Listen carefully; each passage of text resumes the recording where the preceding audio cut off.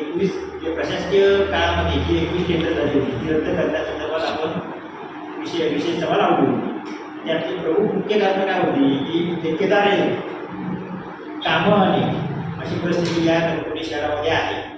एकच ठेकेदार वारंवार ही 17 पासूनची माझ्याकडे यादी आहे, 17 ते 25 पर्यंत 142 कामं त्याच्या नावावर आहेत. आता सुद्धा आमच्या कणकवली नगरपंचायतची 7 कामं त्याच्या नावावर आहेत. त्याची रक्कम 4,93,518 रुपये होते. त्यानंतर आता पुन्हा जी 21 कामं होती ती त्यातली 10 कामं मिळाली होती. दुसरा ठेकेदार होता शुभम पवार, त्याचाच सक्का चुलत भाऊ, त्याला कामं मिळाली होती 4. तिसरा कॉन्ट्रॅक्टर होता मनोज भाई, त्याला 4 कामं मिळाली होती. उर्वरित 3 कामं सुद्धा त्याचाच एक मित्र आहे त्याला मिळाली होती. म्हणजे परत सुद्धा 8.5 कोटीची कामं त्याच्याच नावावर.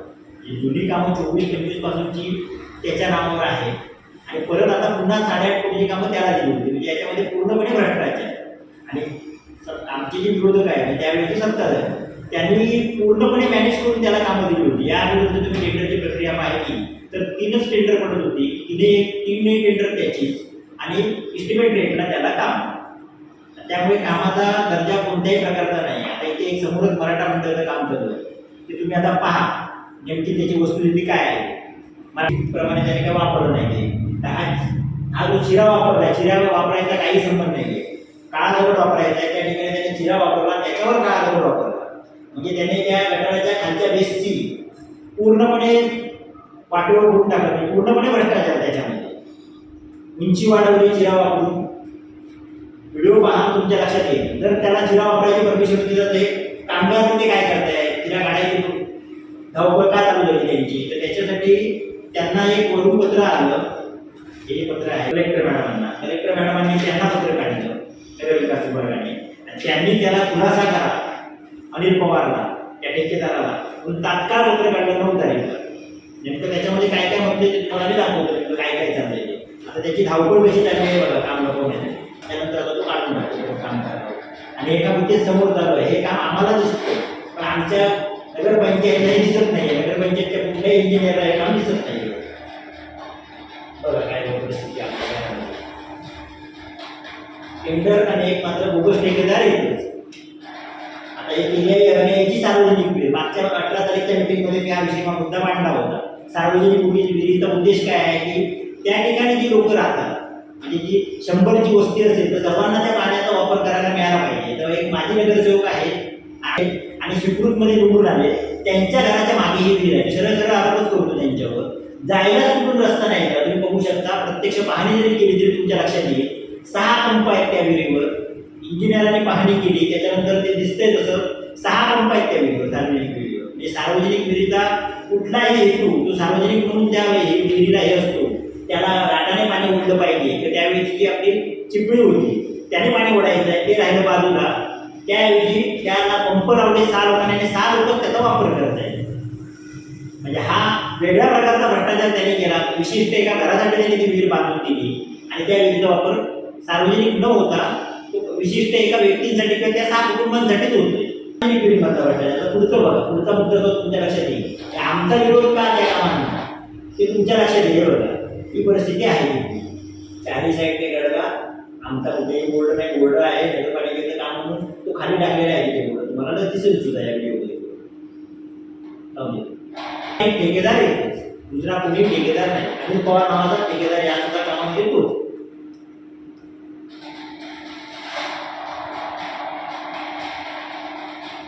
आता पुढचं काम टेमवाडीमधील फुटपाथ काय आहे. वाळू नाही त्या वाळूऐवजी वीट वापरली. आम्ही वीट सुद्धा नगरपंचायतच्या मीटिंगमध्ये आणि शिव मॅडम असतील अध्यक्ष असतील पीठाचे अधिकारी त्यांनाही दाखवलं. त्यामुळे ही परिस्थिती आहे. सर्व ठिकाणी त्याला धरले जात आहेत आणि भविष्यात हे काम टिकणार नाही.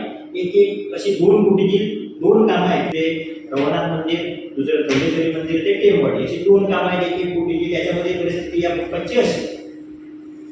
दुसरा कोणी ठेकेदार नाही. हाही ठेकेदार अनिल पवार.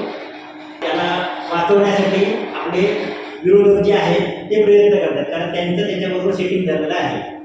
मागचे ज्या वेळेला जर टेंडर दिले त्यावेळेला त्यांच्याकडून जी काय टक्केवारी घ्यायची ती घेतली आणि त्याच्यासाठी हे आमच्या विकासाला कणकवली शहरात जो विकास व्हायला पाहिजे त्या विकासाला त्यांची ही अशी मदत ठेकेदाराला. ठेकेदाराचा विकास होतो दुसरा कोणताही विकास होत नाही. पुढच्या कामाची परिस्थिती बघा काय. पटकीदेवी मंदिर ते आपला स्टेशन रोड ना नरडे रस्ता, त्याची परिस्थिती बघा काय आहे. मागच्या वर्षी एप्रिलमध्ये पाऊस सुरुवात झाला, मे महिन्यामध्ये त्यांनी काम केलं, तुम्ही जाऊन विचारू शकता नगरपंचायतमध्ये. 11 मेला त्यांनी काम केलं, त्याच दिवशी धोधो पाऊस पडला, त्याच्यानंतर ही परिस्थिती अशी. त्याच्याकडून पूर्ण काम करून घेऊ असं 18 तारीखच्या मीटिंगमध्ये आम्हाला जनरल बॉडीच्या त्यांनी सांगितलं. आपल्यावर हे फक्त भरलं जे खड्डे पडले त्याला फक्त त्याच्यावर पॅचअप करून घेतलं आणि विषय सोडून दिला त्याचा. ठेकेदाराला जेवढं वाचवता येईल तेवढं वाचवायचं काम ते करताय. आता पुढे जर विकास कोणता झाला असेल तर तुम्हाला तीही दिसते. साधन होतं जे घरचं घर होतं मध्ये काय परिस्थिती आहे तुम्ही पाहू शकता.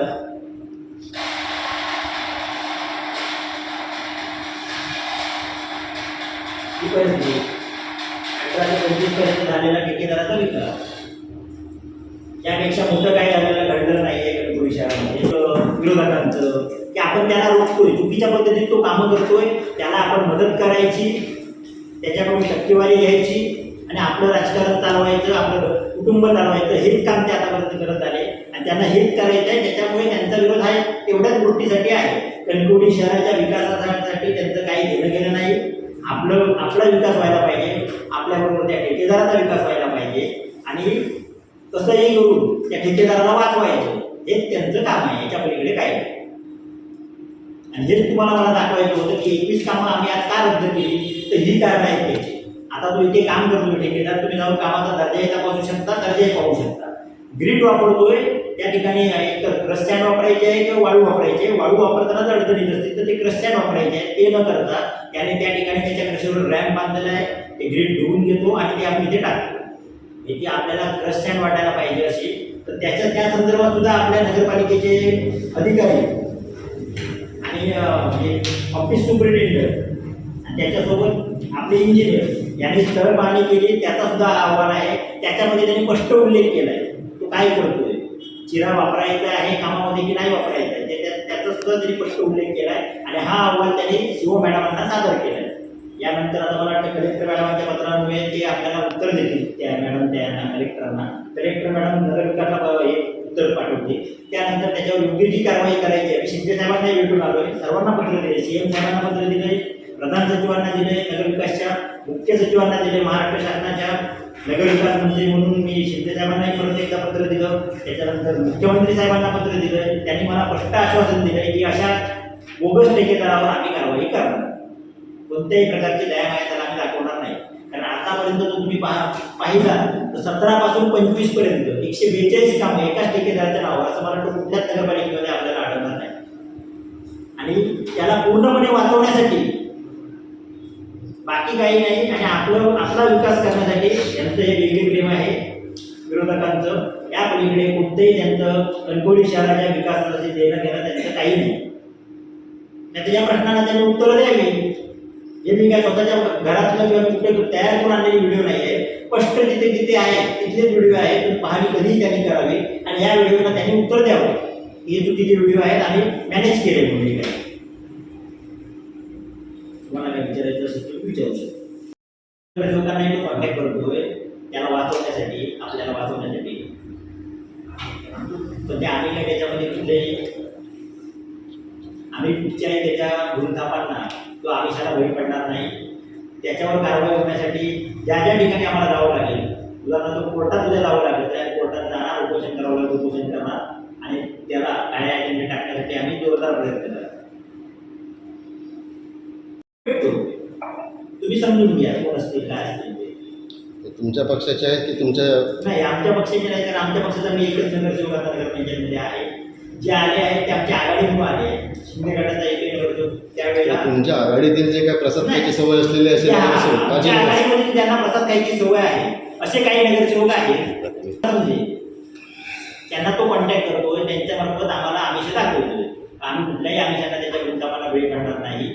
आमची लढाई भ्रष्टाचाराच्या विरुद्ध आहे. कारण आम्ही जनतेला ज्या वेळेला इलेक्शन लढवतो त्याच वेळेला आम्ही शब्द दिला आहे की आम्ही भ्रष्टाचार मुक्त कणकवली शहर, हाच आमचा नारा होता. त्याप्रमाणे 2 टेंडर आता आमच्या काळात 5 टेंडर झाले, त्यातली 2 टेंडर 2 आल्यामुळे रद्द झाली, रिकॉल झाली. 1 टेंडर क्वालिफाईड झाले नसल्यामुळे 8 का 9 टेंडर आले होते त्या कामासाठी, पण क्वालिफाईड झाले नाहीत कॉन्ट्रॅक्टर म्हणून रद्द झालं. पण 2 टेंडर जी झाली ती मी तुम्हाला आता स्पष्टच सांगतो. त्यामध्ये स्पर्धा झाली. एका टेंडरामध्ये टेंडर आली, दुसऱ्या टेंडरमध्ये 5 टेंडर आले, विविध आल्या 5 आणि 8. त्यामध्ये 8% बिलो एक काम आणि दुसरं काम 11% बिलो कमी दराने, बिलो म्हणजे कमी दराने अशी टेंडर झाली. मला वाटतं 13 वर्षाच्या कालखंडामध्ये म्हणजे 8 नंतर 26 म्हणजे 18 वर्षाच्या कालखंडामध्ये पहिलं टेंडर असेल की जे कमी दराने झालं आणि ज्या कामांमध्ये स्पर्धा झाली. यापुढे सुद्धा जी कामं होती कणकवली शहरामध्ये जी दर्जेदारी होती आणि स्पर्धा मुक्तच होती, त्यालाही जरी आमच्याकडे काम करायचं असेल बरं तर त्याला दर्जायुक्तच काम करावं लागेल, कारण त्याच्याकडे 4,93 लाखाची कामं अजूनही पेंडिंग आहे. त्याची कुठल्याही प्रकारचं देयक आम्ही दिलेलं नाही आहे आणि यापुढे त्याला परत त्यांनी 8.5 कोटीची कामं मॅनेज करून दिली होती. त्यामुळे आज रद्द केली कामं आणि रद्द करण्याचा खरा उद्देश हा होता.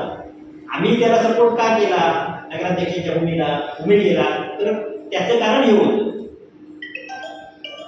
एखाद्याला नाहक त्रास द्यायचा हे आमचा उद्देश नव्हता किंवा कणकवली शहरासाठी आलेला निधी पुन्हा पाठी जावा हाही आमचा उद्देश नाही आहे. आमचा उद्देश हाच होता की दर्जायुक्त कामं व्हायला पाहिजे, ती दर्जाही होता कामा नये म्हणून आम्ही रद्द केली.